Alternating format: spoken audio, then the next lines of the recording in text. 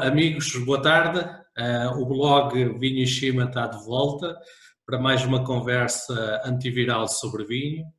Hoje temos um convidado muito especial, o José Milhazes, jornalista, historiador, tradutor, entre tantas outras coisas. Portanto, uma pessoa com uma vasta experiência sobre esta temática que vamos falar aqui hoje, portanto, sobre a Rússia, também a sua vivência, e isto tudo a propósito de um livro que foi lançado agora que se chama Do Porto ao Gulag, portanto, que o José lançou há uns dias, coincidentemente com o dia em que celebramos o Dia Internacional do Vinho do Porto, e portanto, José, antes de mais, obrigado por ter aceito o convite.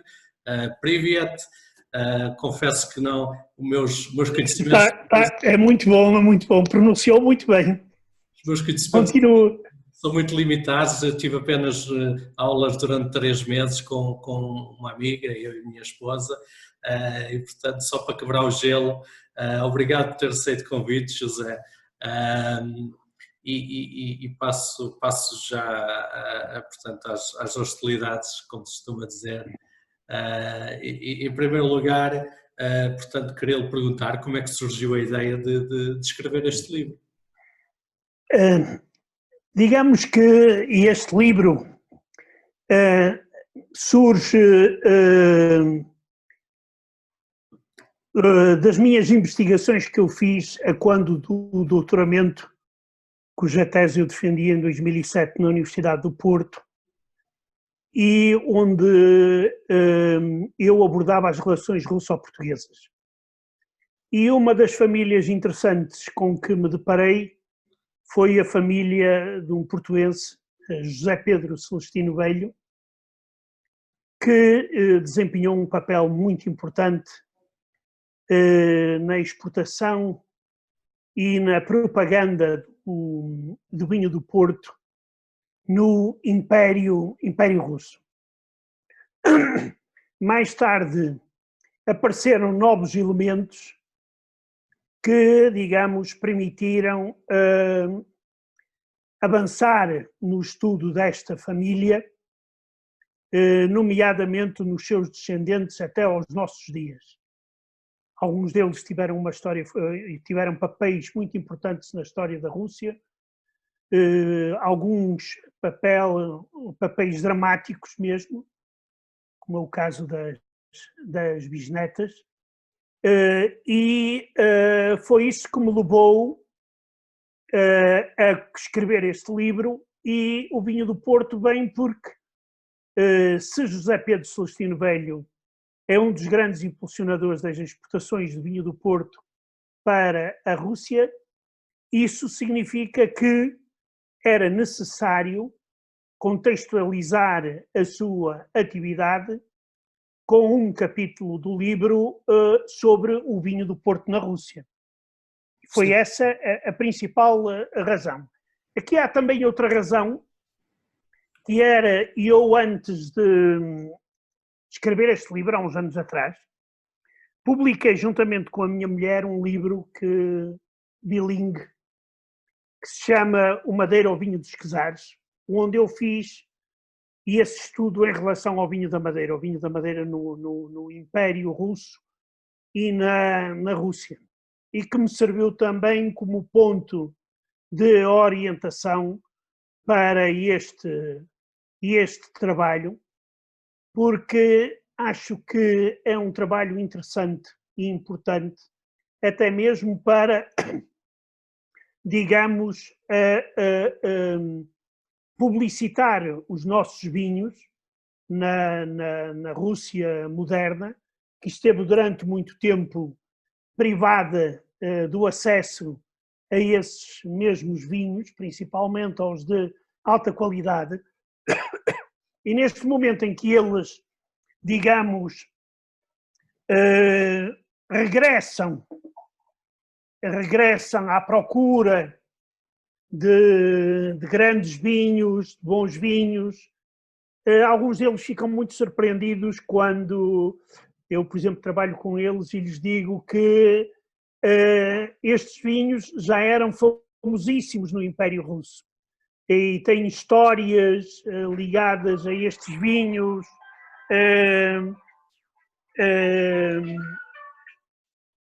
Já tem histórias ligadas a estes vinhos, digamos, a fama, personagens históricas, e daí que fui avançando neste estudo em relação a estes dois vinhos que aparecem nestes livros que eu escrevi. Muito bem, José. Como disse bem, eu acredito que muita gente poderá e deverá ler este livro, e mais por curiosidade, por interesse histórico, e quem está ligado ao setor do vinho, tirar também aqui algumas ideias e algumas informações que serão certamente valiosas para quem quiser trabalhar no mercado russo. José, voltando aqui, portanto, ao livro, eu confesso que ainda não acabei, eu comecei a ler há poucos dias, ainda vou a meio, mas já consegui tirar daqui algumas ideias muito interessantes. Desde logo perceber que as relações comerciais e diplomáticas entre Portugal e a Rússia começaram bastante tarde, comparado com outros países, não é? O José refere aqui, salvo erro, 1779, depois da nomeação do José Pedro Celestino Velho, portanto, como cônsul em São Petersburgo, e o papel que ele teve. E é exatamente nesse ponto que eu gostaria de pegar. Portanto, no seu entender, o papel do José Pedro Celestino Velho na promoção do vinho do Porto, em que sentido é que ele conseguiu tornar o vinho do Porto uma moda junto dos Bulgários, neste caso junto da monarquia russa? Aqui é importante assinalar que antes da presença dele na Rússia, o vinho do Porto já chegava à Rússia de alguma forma, normalmente por vias indiretas e muitas das vezes falsificado pelo caminho para fazer render o peixe, como se costuma dizer na minha terra. É provável que Pedro Grande, o imperador Pedro Grande, no início do século XVIII, já conhecesse o vinho do Porto, nomeadamente durante as suas viagens que fez, longas viagens à Holanda ou à Inglaterra. O vinho da Madeira ele certamente conhecia, porque isso aparece, há referências em documentos ao vinho da Madeira na época de Pedro Grande, mas digamos que o grande impulsionador é José Pedro Celestino Velho, porque antes há alguns negociantes do Porto que tentam abrir, digamos, caminho para a Rússia, mas uma política, digamos, constante e planificada foi realizada por José Pedro Celestino Velho. E que há uma coisa que eu não conto no meu livro, porque eu descobri depois, já quando tinha o livro fechado, infelizmente, que é uma coisa muito curiosa, que na altura em que o José Pedro Celestino Velho está na Rússia a vender o vinho do Porto, passa na corte russa uma cantora famosíssima portuguesa chamada Luísa Todi, de Setúbal, que era uma voz, era das melhores vozes naquela altura na Europa. Uma referência. Exatamente.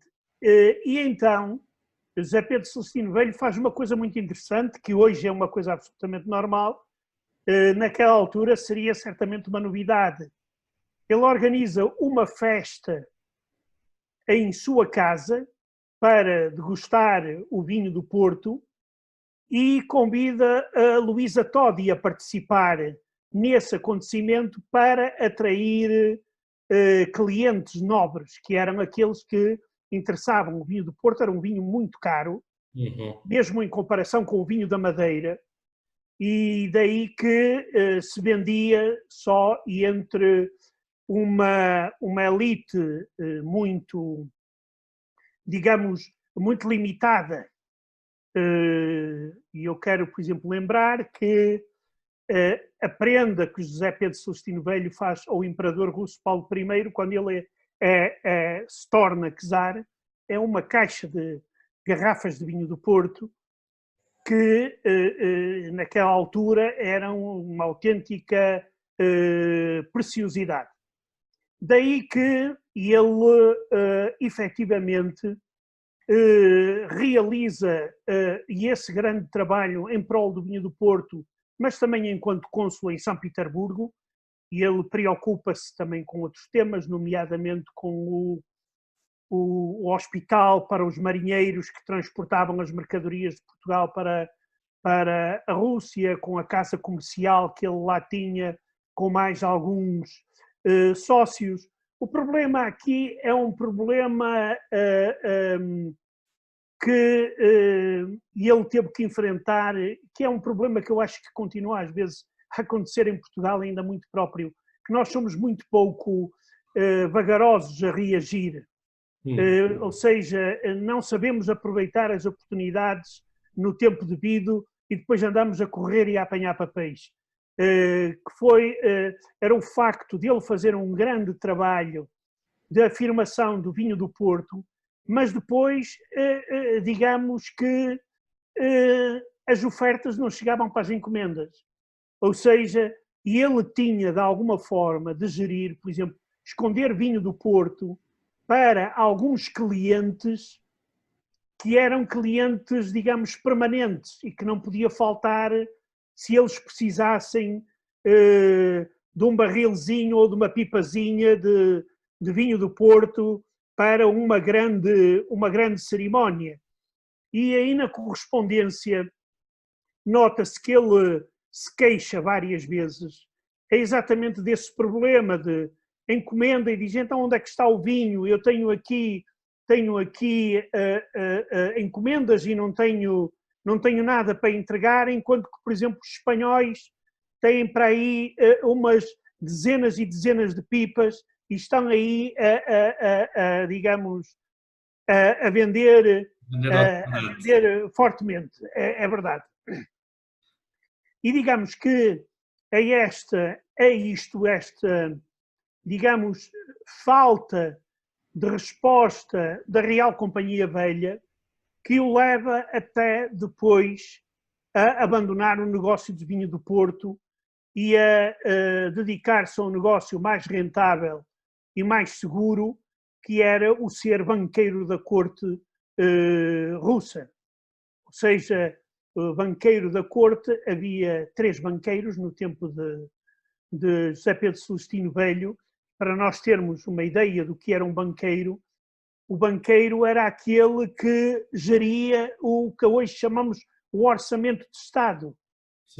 Pagava ministros, pagava diplomatas, pagava as contas de Estado, os gastos do czar, tinha que ir buscar empréstimos ao estrangeiro para cobrir todas estas despesas, etc, etc.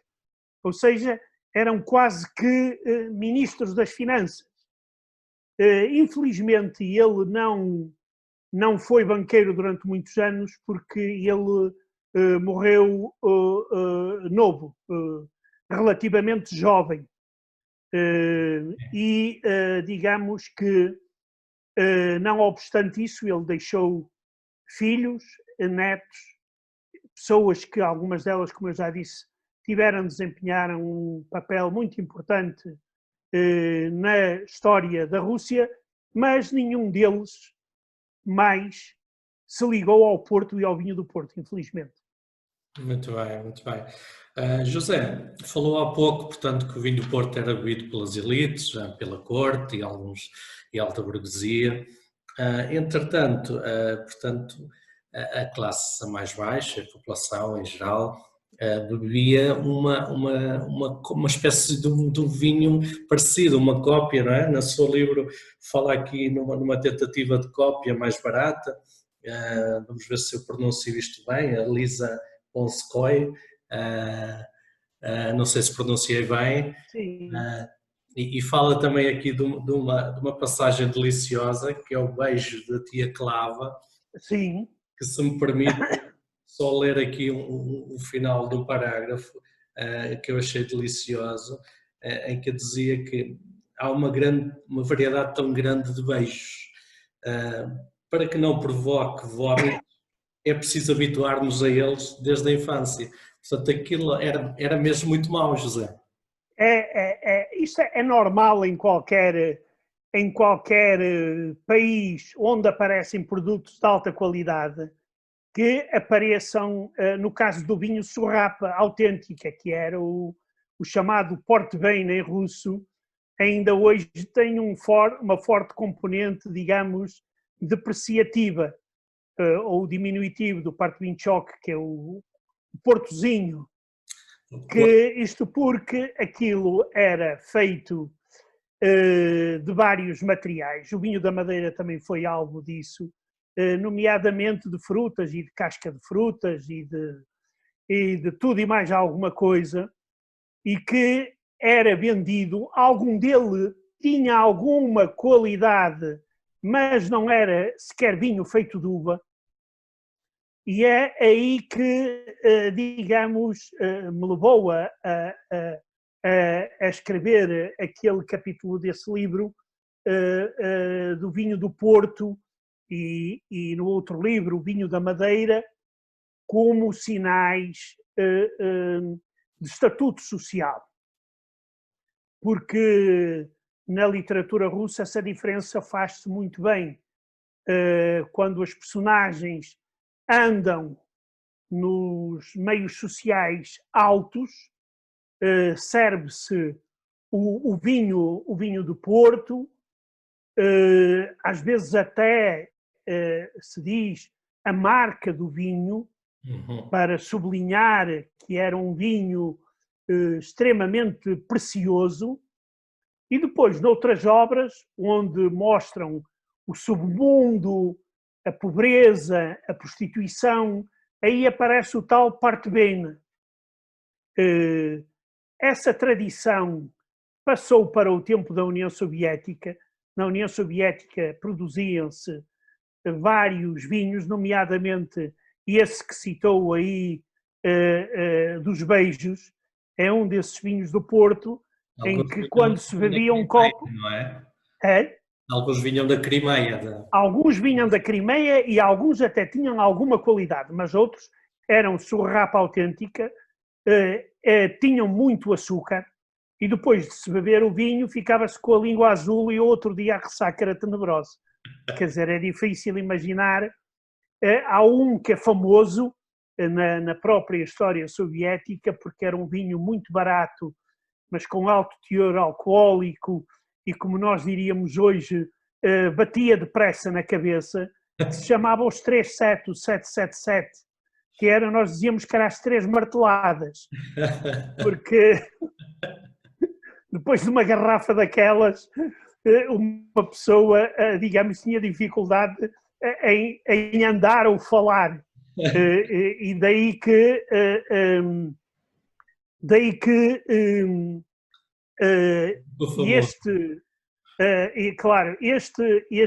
este facto foi muito importante, principalmente depois do 25 de Abril, porque quando do 25 de Abril, logo a seguir, começa a haver exportações de vinho do Porto, geralmente feitas por empresas ligadas ao Partido Comunista Português para trazer dinheiro para o Partido Comunista Português. Existia uma muito famosa aí no Porto, que era a Impor Leste, que vendia vinho do Porto, que era bastante caro para os cidadãos soviéticos, mas que também já eram uma prova de uma certa qualidade. Eu, por exemplo, fui uma vez, os amigos convidaram-me para ir à casa deles almoçar, serviram um pato maravilhoso acompanhado de vinho do Porto, que, digamos, não deve ser... Um sinal de estatuto, mais uma vez. Eu lembro-me perfeitamente, era o Dom José da Real Companhia Velha, que naquela altura era bastante vendido nas grandes cidades, pelo menos da União Soviética. Na província, claro que não havia muita gente com dinheiro capaz de comprar este vinho, Mas depois, e agora também já está a ser feito o tal trabalho de renascimento das qualidades do vinho do Porto português, porque há sempre, ainda hoje continua a haver desconfiança. Eu encontro muitas pessoas que me dizem que vêm a Portugal e me dizem assim, olha, mas o vinho que vendem nas lojas português deve ser falsificado. E eu digo, não, há lá vinho, e eu sei efetivamente de empresas portuguesas que exportam, e vinho até de bastante qualidade. Eu não sei se será do ambiente em que eles bebem o vinho ou da forma como bebem o vinho, mas eles dizem que em Portugal o vinho tem outro sabor. Se calhar até é devido ao facto do próprio clima e ao facto da combinação do vinho do Porto com o que é devido. Sim, de facto, o vinho do Porto é um vinho muito particular, não é? Não quer dizer que não acompanhe uma refeição do início ao fim, e muitos enólogos e até chefes defendem isso. Mas curiosamente não vejo porque é que seria a temperatura, até porque uma das recomendações para o vinho do Porto é que se deve beber fresco, porque tem um grau alcoólico bastante elevado. Mas eu percebo isso, eu percebo que as pessoas na origem tenham um conjunto de sensações relativamente aos produtos locais, que depois no seu país se calhar é diferente, mas o vinho também é isso, o vinho são experiências sensoriais e tem a ver muito também com o contexto, com quem é que está a beber, o dia em que está a beber, a circunstância, e portanto o vinho tem sempre essa componente muito, muito pessoal, muito apaixonada. Exato. E aqui também há sempre o medo de falsificações de vinhos de alta qualidade. Porque, por exemplo, há uma coisa que felizmente nós não vendemos para a Rússia.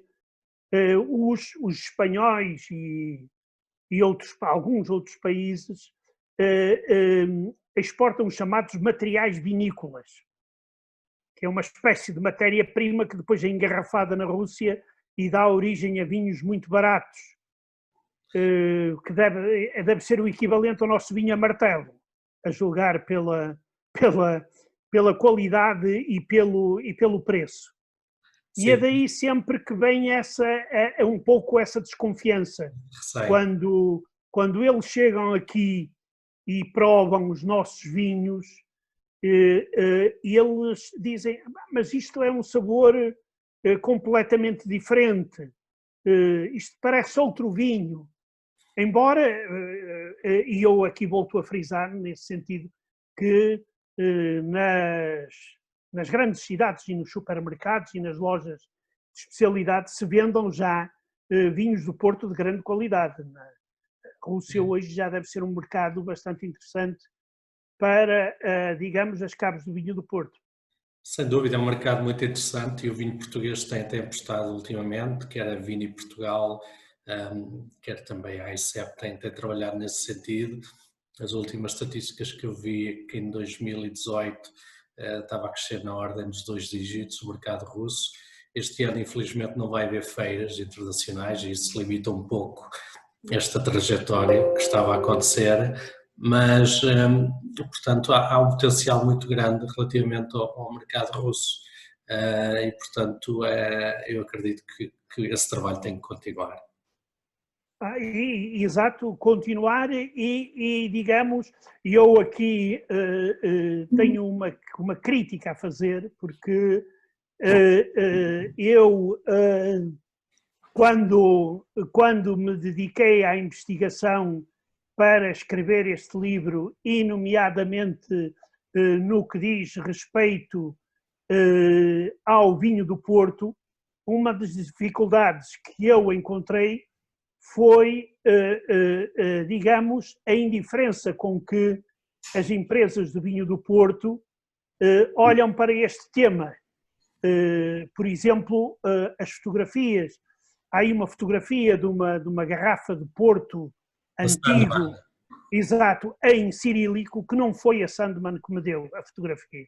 Eu tive que ir arranjá-la à Rússia com grande dificuldade, embora eu tenha escrito para várias cabos, nomeadamente a Real Companhia Velha, e eles nem sequer se dignaram a responder, talvez porque, como o Filipe tenha dito, as coisas estão a correr também no mercado russo, que eles neste momento já não precisam de publicidade. Isso é também um pouco típico dos nossos homens de negócios, digamos, não se matarem muito quando as coisas estão a correr bem, e muitas das vezes, depois, quando há uma crise, é que se lembram de que andaram a dormir durante muito tempo e não souberam, digamos, estar atentos e reagir aos problemas que aparecem nos mercados.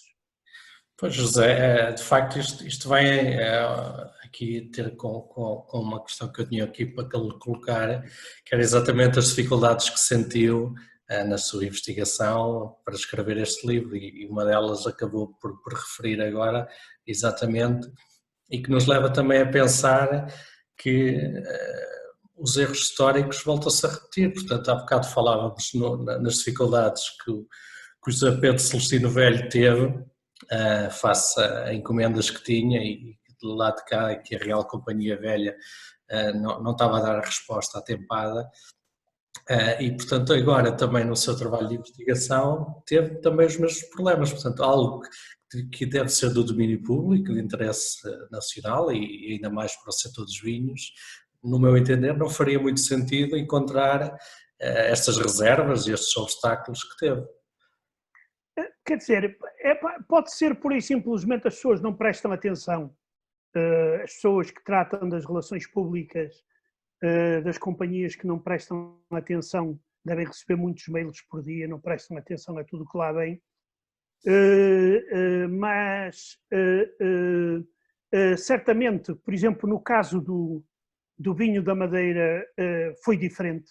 Eu tive bastante apoio das autoridades da Madeira. Do Porto também tive, da Câmara Municipal do Porto e do Rui Moreira, eu tive todo o apoio e mais algum.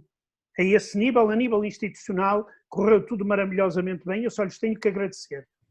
Mas no caso do vinho, por exemplo, do vinho da Madeira, foram as caves do vinho da Madeira que estiveram interessadas em que, por exemplo, aparecessem no livro rótulos de garrafas de vinho da Madeira, antes de 1917, do século XIX, e que tinham na etiqueta em russo, a etiqueta toda em russo, tinha uma faixa vermelha e escrito a preto: depois de beber a garrafa, destrua esta etiqueta para que não seja utilizada na falsificação do vinho. Que era uma coisa muito... porque era um vinho muito caro, e então eles descolavam a etiqueta e metiam na tal surrapa que vendiam. Aqui o vinho da Madeira teve um bocado mais de sorte em relação ao vinho do Porto, porque havia empresários russos que estavam diretamente envolvidos no comércio de vinho da Madeira e tinham nomeadamente produção de vinho da Madeira na ilha. Muito Há bem. Quem vai a Moscou e São Petersburgo ainda hoje pode ver as lojas monumentais que eles tinham, elas conservaram-se muito bem, e no caso do Gelisseev, eu vi informação de que eles também teriam propriedades no Douro e importariam também diretamente vinho do Porto. Mas depois não consegui digamos, confirmar essa notícia que aparece quase que por acaso, e eu não consegui confirmar a presença de produtores russos de vinho. Escrevo isso no livro, que alguns especialistas vieram a Portugal, nomeadamente para aprender o tipo de produção do vinho do Porto, e quando ele, nomeadamente, começou a ser, as vinhas começaram a ser plantadas na Crimeia, porque, efetivamente, nós temos algumas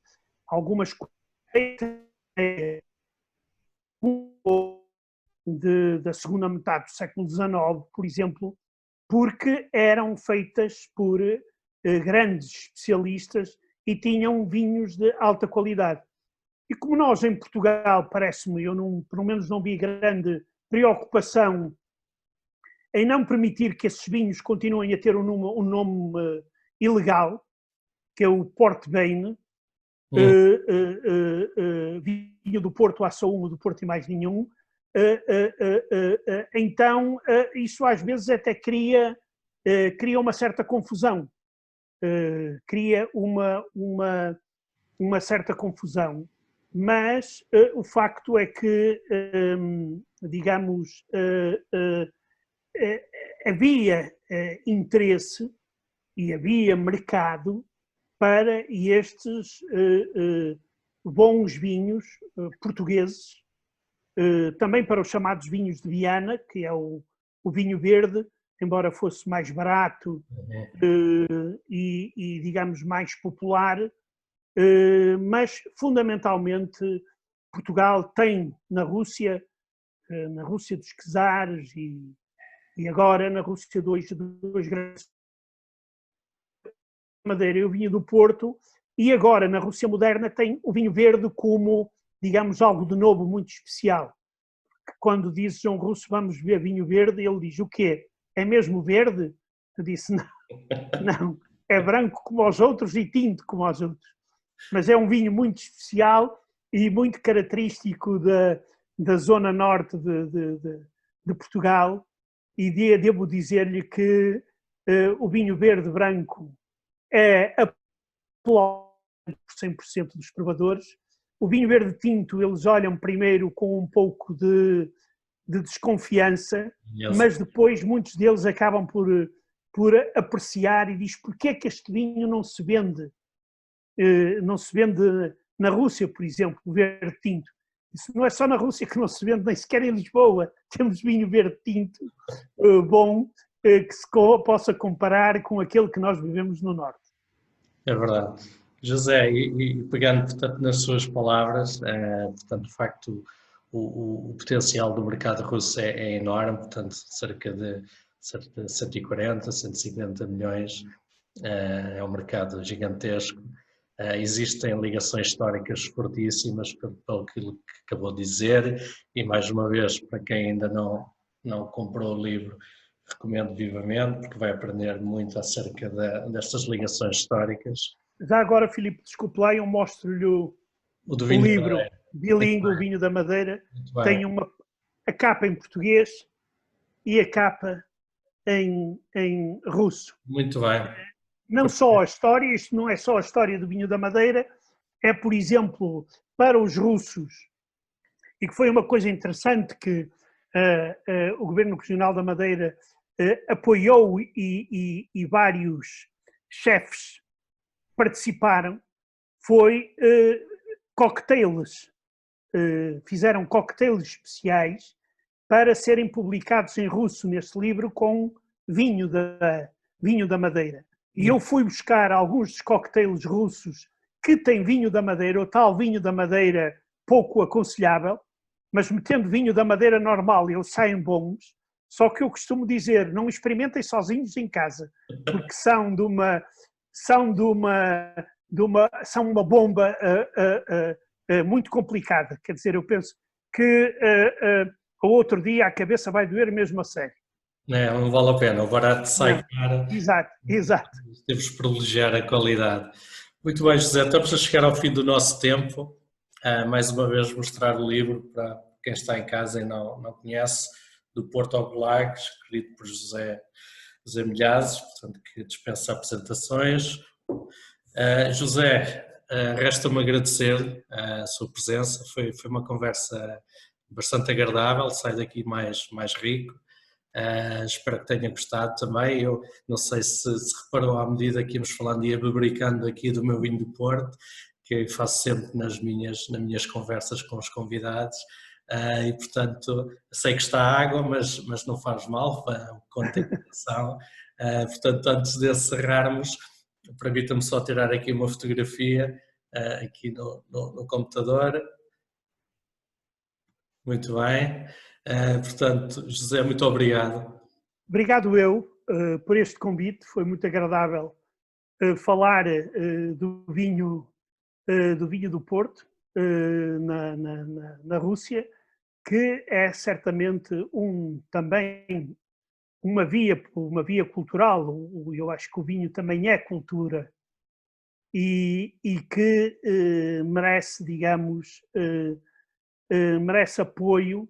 Eu conheço alguns dos exportadores portugueses de vinho do Porto, desses que falam nessas feiras. Eu, quando era correspondente em Moscou, não perdia uma feira dessas, e vi que efetivamente havia produtores e distribuidores muito interessados e que têm vindo a fazer um trabalho muito bom no mercado russo e até em mercados tão distantes como o Cazaquistão, por exemplo.